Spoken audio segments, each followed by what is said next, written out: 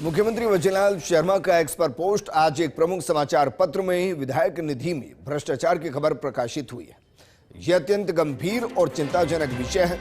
किसी भी लोक सेवक द्वारा किए जा रहे भ्रष्टाचार पर हमारी सरकार की नीति पूर्णतः जीरो टॉलरेंस की है। कोई भी व्यक्ति कितना भी प्रभावशाली क्यों ना हो, यदि भ्रष्टाचार में दोषी पाया जाता है तो उसे बख्शा नहीं जाएगा। इस प्रकरण में मुख्य सचिव एवं महानिदेशक पुलिस को राज्य के मुख्य सतर्कता आयुक्त की अध्यक्षता वाली उच्च स्तरीय समिति से जांच करवाने के निर्देश दिए गए। इन विधानसभा क्षेत्रों के एमएलए एलएडी यानी कि लोकल डेवलपमेंट के जो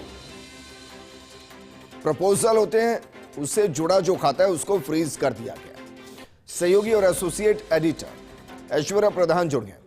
ऐश्वर्या, क्योंकि मुख्यमंत्री शुरू से सख्त है और यह भी अच्छी बात है कि सिर्फ 3 दिन में संगठन ने भी जवाब मांगा है और विधानसभा अध्यक्ष के पास भी ये मैटर पहुंच चुका है सदाचार समिति के जरिए, तो मानकर चले कि इसमें बहुत जल्द कुछ होने वाला है।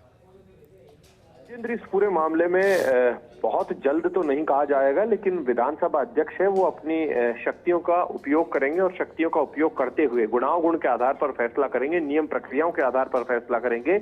और जो विधानसभा की पुस्तिकाएं हैं जिनमें नियम है, प्रक्रियाएं हैं, उनके आधार पर फैसला करेंगे। लेकिन बड़ा संदेश जो है वो सत्ता पक्ष की ओर से दे दिया गया है, तो दूसरी तरफ विपक्ष की ओर से दे दिया गया है।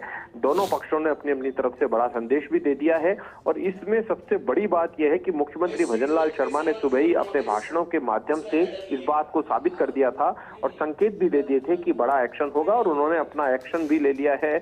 और एक्शन लेने के साथ उन्होंने जो विधायक निधि है उसका पैसा भी रोक दिया है। और अभी आगामी दिनों में तय मानकर चलेगा, यदि इस तरीके के और भी कोई मामले आते हैं, यदि इस तरीके का कहीं भी कोई मामला आता है तो उस पर भी नजर रखी जाएगी। लेकिन बड़ा सवाल यह है कि राजनीति में शुचिता का सिद्धांत जो है वो सबसे महत्वपूर्ण होता है और राजनीति में शुचिता की बात मुख्यमंत्री भजनलाल शर्मा के द्वारा कही गई है। और दूसरी तरफ सत्ता पक्ष की ओर से मुख्य सचेतक जोगेश्वर गर्ग ने भी विधानसभा अध्यक्ष को चिट्ठी लिख दी है, जिसका भी हम थोड़ी देर पहले जिक्र ही कर रहे थे। तो ये जो मामला है, इस मामले में अब आगामी दिनों में क्या होगा देखने वाली बात होगी। क्या विधायकों की सदस्यता रद्द होगी या फिर जांच की जाएगी, गुणावगुण के आधार पर फैसले किए जाएंगे, ये तमाम चीजें हैं वो देखने वाली बात होगी। अच्छा ऐश्वर्या, इस दौरान तीनों की तरफ से कोई रिएक्शन आए सफाई के अंदर कि भाई वो क्या कह रहे हैं और क्या है इसको लेकर उनका नजरिया क्या है, क्योंकि वो तो खुद को पाक साफ ही बताएंगे। देखिए, इस वक्त जो हमने सभी से बातचीत की है और जो मीडिया में भी हमारे फर्स्ट इंडिया न्यूज ने भी जो सभी के सामने दिया है, सभी ने अपना वक्तव्य दिया है। उनका कहना है कि उन्हें गलत तरीके से फंसाया गया है और उन्हें ट्रैप में लिया गया है। जैसे ऋतु बानावत अपनी बात कह रही थी, ऐसे ही रेवंत राम डागा का कहना था कि वो कई बार उनके पास आए और कई बार उनको पैसे देने की कोशिश की। जो भी उन्होंने कहा कि मुझे फंसाया गया है। जो उन्होंने अपना वक्तव्य दिया है वो अपनी तरफ से उन्होंने बात कह दी है, लेकिन पार्टी का वक्तव्य बिल्कुल इन सबसे अलग है। चाहे कांग्रेस की बात हो या भारतीय जनता पार्टी की, दोनों पार्टियों के अपने अलग वक्तव्य हैं। और ये बात थोड़े दिन बाद डिसाइड हो पाएगी कि क्या कुछ पार्टियों ने देखा, और पार्टी अपने स्तर पर भी जांच करती है। पार्टियां, क्योंकि ये जो मामला था बाप पार्टी विधायक का, वो तो एसीबी वाला मामला था और एसीबी में अपने आप में एक सबसे बड़े साक्ष्य भी होते हैं और सब चीजें सामने होती है। और ये स्टिंग ऑपरेशन है, मीडिया समूह के द्वारा किया गया, तो दोनों में थोड़ा सा अंतर भी है। तो उसके आधार पर, गुणावगुण के आधार पर विधानसभा अध्यक्ष को आगामी दिनों में फैसला लेना है। ठीक है, शुक्रिया तमाम जानकारी हमारे साथ साझा करने के लिए। वहीं खींवसर विधायक रेवंत राम डांगा को कारण बताओ नोटिस जारी कर दिया गया है। बीजेपी प्रदेश अध्यक्ष महेंद्र राठौड़ ने नोटिस दिया और 3 दिन में स्पष्टीकरण मांगा गया है। विधायक डांगा के विरुद्ध एक समाचार पत्र के पत्रकार द्वारा कथित स्टिंग ऑपरेशन के माध्यम से आरोप सामने आया था। विकास कार्य हेतु विधायक कोष से राशि स्वीकृत कराने के बदले रिश्वत स्वीकार करने की स्वीकारोक्ति की गई थी और कहा गया था कि यह कृत्य भारतीय जनता पार्टी के संविधान में वर्णित अनुशासन भंग की श्रेणी में आता है। स्पष्टीकरण के आधार पर आगे की अनुशासनात्मक कार्यवाही पर निर्णय लिया जाएगा। भारतीय जनता पार्टी भ्रष्टाचार के प्रति जीरो टॉलरेंस की नीति में विश्वास रखती है। पार्टी अनुशासन और नैतिक मूल्यों के प्रति पूर्णतः प्रतिबद्ध है। वही मुख्य सचेतक जोगेश्वर गर्ग ने विधानसभा अध्यक्ष को पत्र लिखा है और विधायक निधि से संबंधित कथित भ्रष्टाचार प्रकरण को लेकर पत्र लिखा। प्रकरण की जांच सदाचार समिति से कराने को लेकर पत्र लिखा गया है। तो एक तरफ पत्र लिखा गया है, दूसरी तरफ दोनों ही पार्टियों की तरफ से स्पष्टीकरण मांग लिया गया है। एक तरफ रंधावा ने स्पष्टीकरण मांगा है और दूसरी तरफ मदन राठौड़ ने स्पष्टीकरण मांगा है। बीजेपी की तरफ से जो स्पष्टीकरण मांगा गया वो टाइम बाउंडेड है, 3 दिन के अंदर जवाब देना पड़ेगा। सहयोगी और पॉलिटिकल एडिटर योगेश शर्मा जुड़ गए। योगेश जी, बीजेपी क्योंकि शुचिता में विश्वास रखती है, ऐसे में यह बहुत महत्वपूर्ण है कि संगठन क्या एक्शन लेता है और क्या इसीलिए 3 दिन का टाइम दिया गया है, क्योंकि ये लेटर है जो टाइम बाउंडेड है, ताकि संगठन वक्त से पहले एक्शन लेकर बता सके कि हमारी नीति स्पष्ट है, चाहे अपना है कोई और है, जीरो टॉलरेंस की नीति के साथ काम होगा।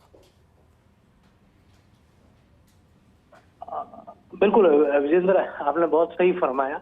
जिस तरह की घटनाक्रम है और जो संवेदनशीलता बीजेपी ने दिखाई है, जो बात मुख्यमंत्री ने कही है, वो अपने आप में बेहद अहम है कि इस तरह के मामलों पर किसी भी तरह की कोई भी कोताही बर्दाश्त नहीं है।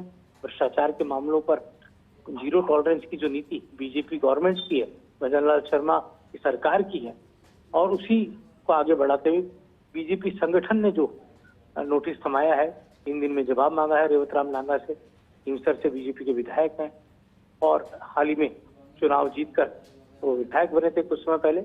और जो पूरा मामला है, इस मामले में जिस तरह समाचार पत्र ने, प्रमुख समाचार पत्र स्टिंग ऑपरेशन के जरिए 3 विधायकों का स्टिंग ऑपरेशन किया और उसके बाद विधायक निधि कथित तौर पर घूस की बात जो सामने आई है, उसके बाद प्रदेश की राजनीति उबाल पर। और ये बीजेपी को स्टैंड लेना इसलिए जरूरी है कि बीजेपी के देश के सबसे बड़े नेता प्रधानमंत्री मोदी खुद कह चुके हैं कि ना खाऊंगा ना खाने दूंगा, और यही बात आज मुख्यमंत्री भजन लाल शर्मा ने भी दोहराई और बीजेपी प्रदेश अध्यक्ष मदन राठौड़ ने नोटिस थमाया है। अनुशासनात्मक कार्रवाई करने की भी बात उठी है, 3 दिन में स्पष्टीकरण मांगा है और कारण बताओ नोटिस का जवाब देने के बाद भारतीय जनता पार्टी एक्शन लेगी। इससे आगे बढ़ते हुए बीजेपी सरकार और सत्ताधारी दल के मुख्य सचेतक जोगेश्वर गर्ग ने विधानसभा अध्यक्ष को भी पत्र लिखा है। देवनानी को पत्र लिखकर उन्होंने ये भी मांग की है कि इस पूरे मामले को लेकर विशेषाधिकार। ठीक है योगी जी, एक और सवाल, क्योंकि ये पहला शायद मामला है कि एक साथ निर्दलीय भी है, कांग्रेस भी है और बीजेपी भी है, और इंटरेस्टिंग है कि बीएपी पहले ही फंस चुकी है। क्या यहां दोनों ही खासकर पार्टियां बीजेपी और कांग्रेस, उन पर यह मॉरल प्रेशर रहेगा कि कौन सबसे ज्यादा सख्त एक्शन को दिखाए ताकि दूसरे को कटघरे में खड़ा कर सके? इसलिए जरूरी है, जनवरी के आखिरी हफ्ते में विधानसभा का सत्र आउट होना है, और ये जो शीत सत्र है, जो बजट सत्र भी कह सकते हैं, ये अपने आप में लंबा भी चलता है। और यहाँ पर सबसे बड़ी बात है कि इस पूरे मामले को लेकर जो आपने एक बहुत प्रमुख तौर पर बात उठाई है कि मॉरल की, मॉरल ज्यादातर राजनीतिक दल इस बात को लेकर ही प्रचारित और प्रसारित करते हैं कि हम भ्रष्टाचार के खिलाफ हैं जी, और भ्रष्टाचार के मुद्दे पर चुनाव भी लड़े जाते हैं।